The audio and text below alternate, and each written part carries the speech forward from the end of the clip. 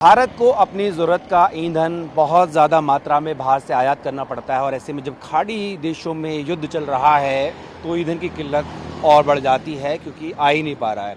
हुआ ये है कि अगर मैं आज की बात करूं तो पेट्रोल और डीजल पर 3 रुपये तो वहीं सीएनजी पर 2 रुपये बढ़े हैं। लेकिन इस सब के बीच सरकार की तरफ से कुछ ऐसी कोशिशें हैं जो काफ़ी सालों चलती आ रही थी, वो आज ज़मीन पर उतर गई है।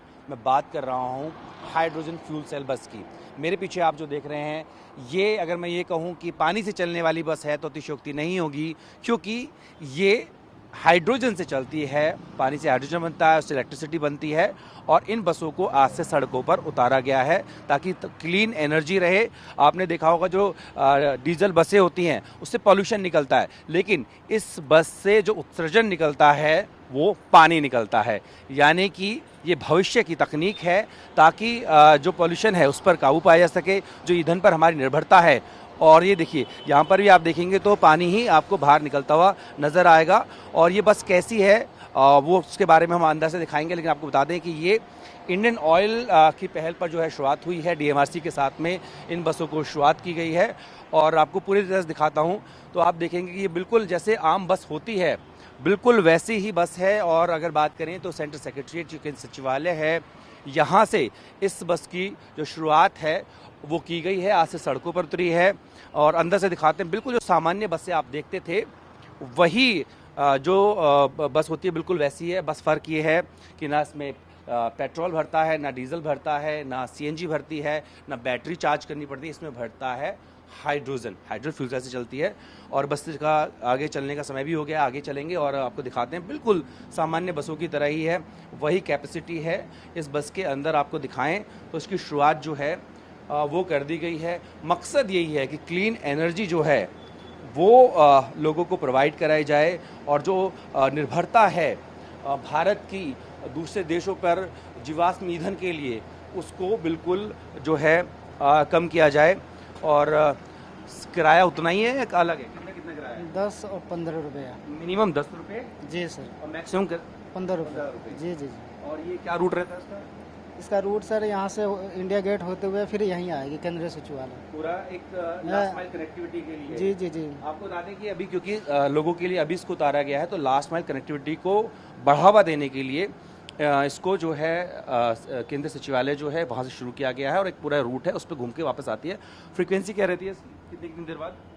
सर यहाँ से 5 मिनट बाद, मतलब 5 मिनट बाद। जी जी जी जी। और कैपेसिटी मतलब कितने लोग बैठ सकते हैं इसमें? लमसम इसमें 32 आदमी बैठ सकते हैं। 32 आदमी बैठ सकते जी हैं। सर। और बिल्कुल जो सामान्य बसें होती है उसी की तरीके की होती जी है। जी जी नॉर्मल। ये पहली बार सड़क पे उतरी है ना? जी सर जी। कुछ अलग फील हो रहा है इसमें बैठ के? बस ऐसे चल रहा है सर, ऐसे का मज़ा आ रहा है।